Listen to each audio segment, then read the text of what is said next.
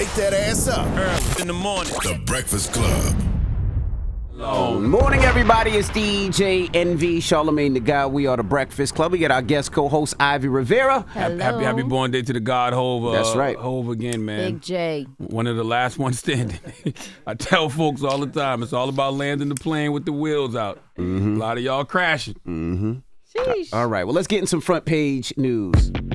Morning, Tez. DJ Envy, good morning. Ivy Beautiful and Charlamagne the God. Peace, Tez. All right, let me And get into some. Let me say this. Congratulations, Charlamagne, again for the Daily Show. Your critics could never. Just want to make sure they know that. Oh, Congratulations, Thank you, brother.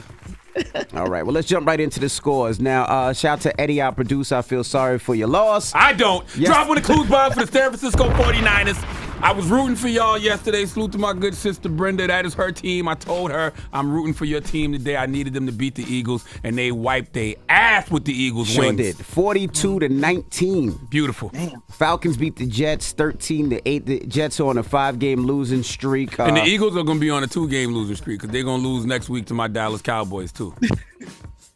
Oh, okay.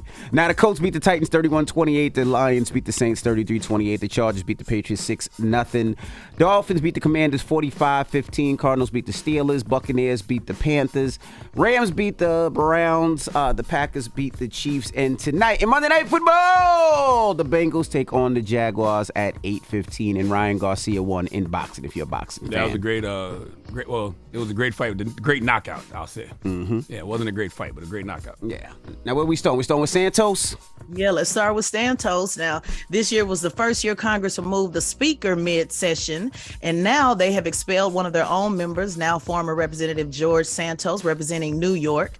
Now, this is the third time this has happened since Civil War, after he fabricated much of his biography, and he faces a 23-count federal indictment for some alleged crimes. This is what he had to say when he stormed out, when he found out that he was expelled. Take a listen. It's over. Yeah. But what reaction? I mean, The House expelled. vote, that's their vote. Sure.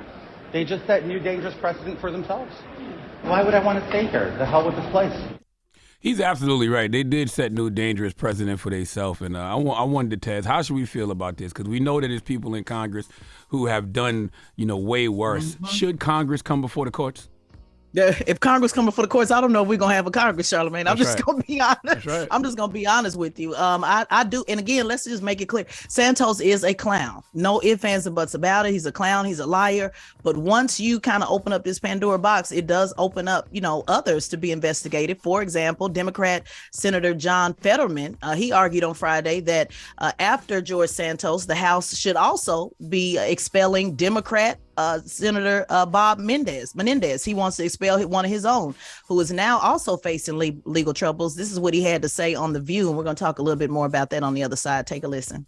We have a colleague in the Senate that actually did much more sinister and serious kinds of things. Senator Menendez, he needs to go. And if you are going to expel Santos, how can you allow to somebody like Menendez to remain in the Senate?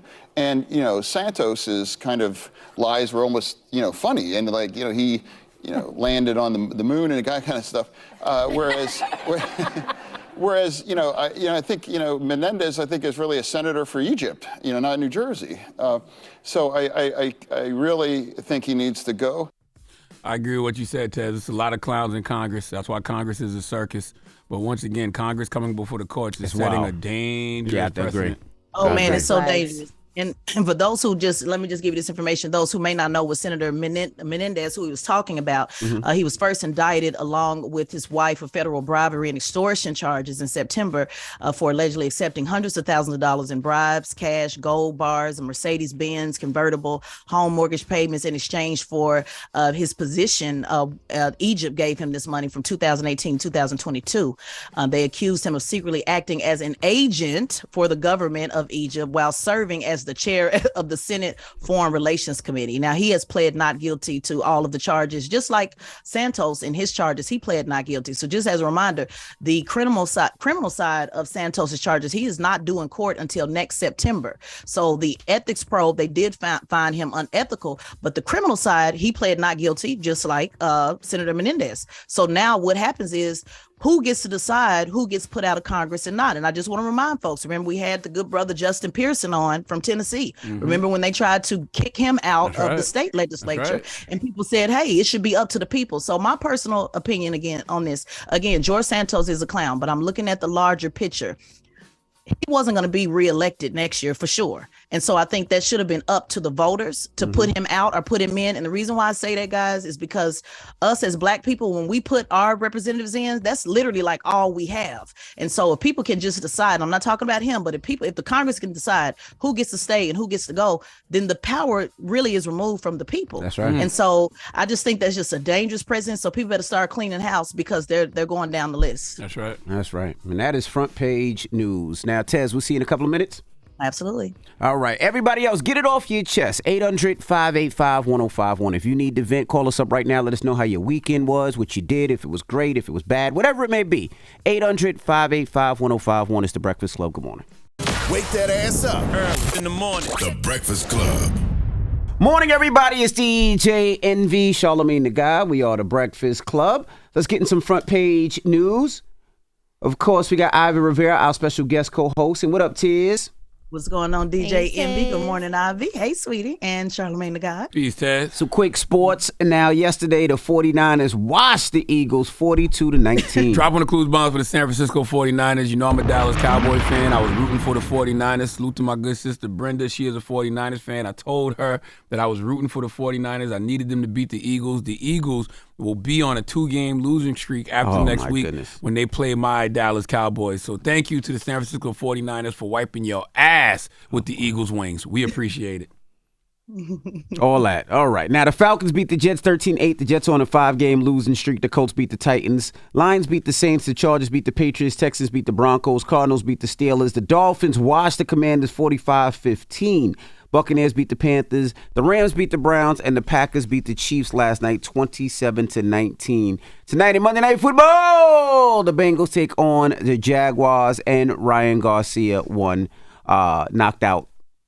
What's his name? Oscar Duarte? Oscar Duarte? Duarte? I don't know. Duarte. Salute to Ryan Garcia, though. Mm-hmm. Great knockout. But that shoulder roll was trash, bro. Don't ever do that again. All right, now let's talk about New York City bodega owners.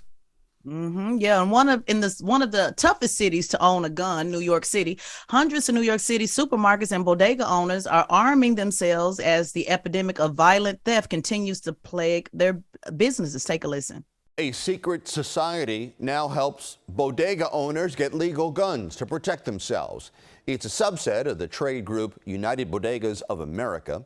Organizers reveal their effort today, saying the shop owners need to protect themselves, their employees, and their customers. The program also provides the bodega owners with gun training and help on their gun permit applications.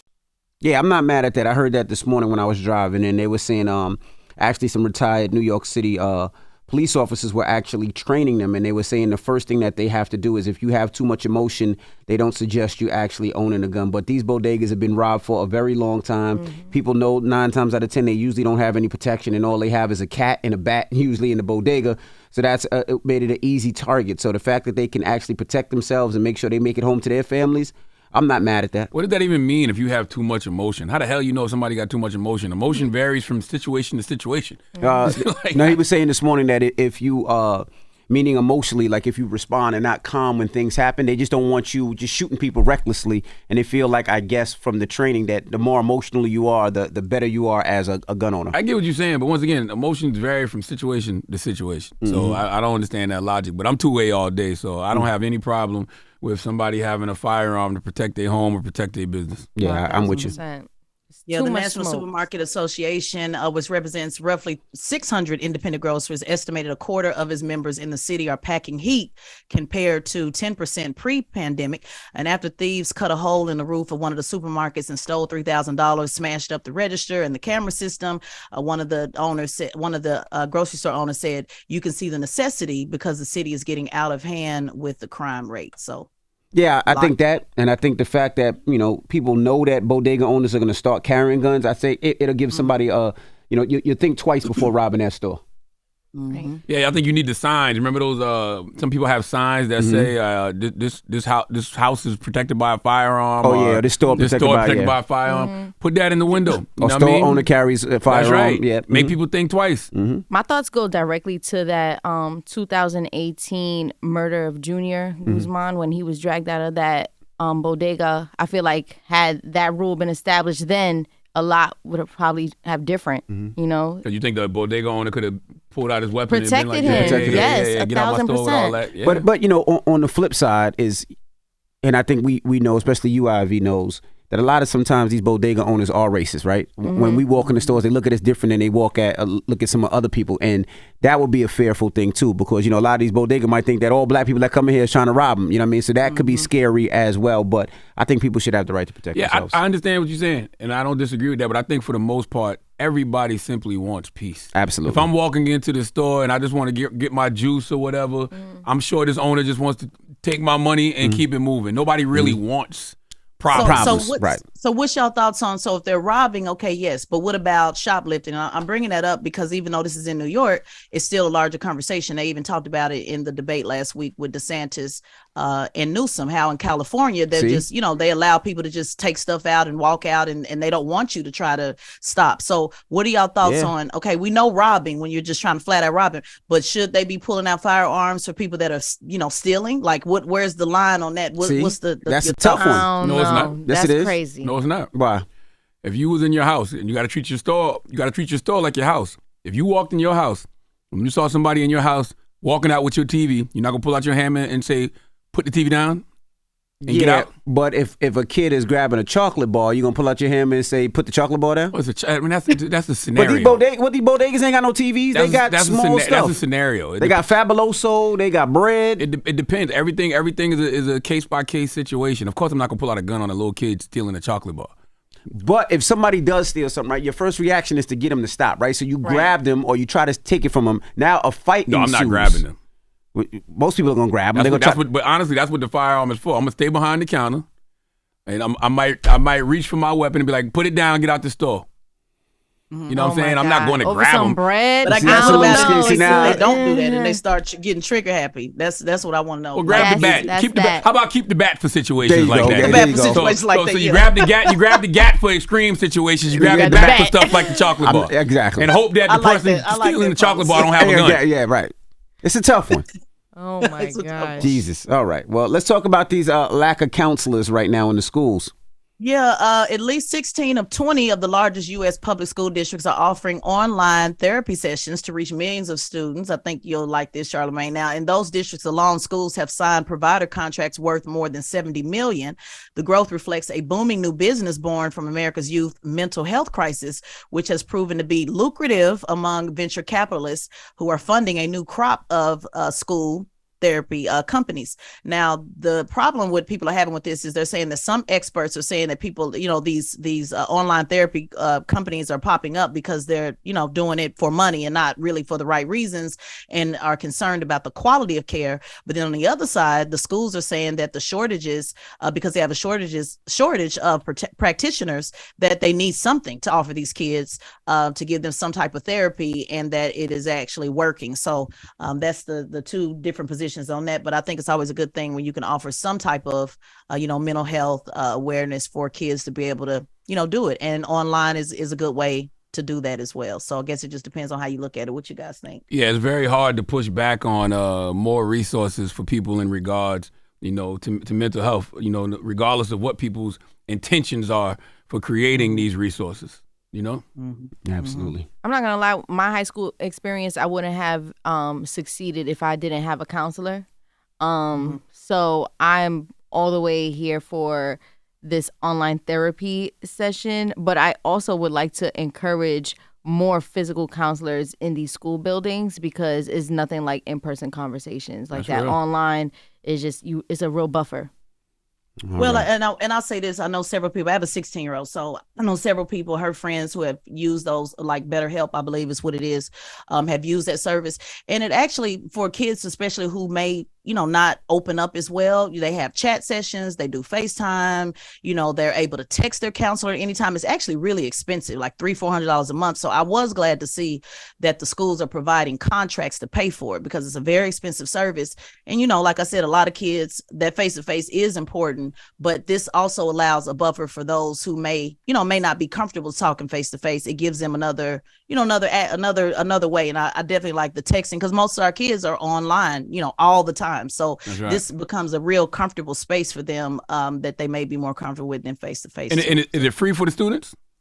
Yes, because they're providing contracts. So these public schools are, I love it. So they're buying the contracts. So when you go to, I think it's BetterHelp, or it's an example, one example that they have for these teenagers. It's actually like $300 or $400 a month. It is a very expensive thing to do. So I like the fact that the schools are providing, this service and paying for it. I love it. That's the least they could do. All right. Well, that is front page news. Thank you, Tez. And make sure you subscribe to Teslin Figaro's podcast, the Straight Shot No Chaser podcast on the Black Effect iHeartRadio podcast network, and follow at Teslin Figaro on all social media platforms. All right. Now, let's open up the phone lines. 800-585-1051. Now, Philadelphia lawmakers vote to ban ski masks in some public places, a move that police like, but rights advocates don't seem to love too much. Now, the bill bans the use of ski masks in parks, schools, public transportation, and other city-owned buildings, a move they say will help law enforcement solve crimes, because they actually can't see who's doing these crimes because people have masks on. Now, the bill passed by a 13-2 vote will fine people $250 for each offense and up to $2,000 if a mask is worn during the commission of a crime. So let's talk about it.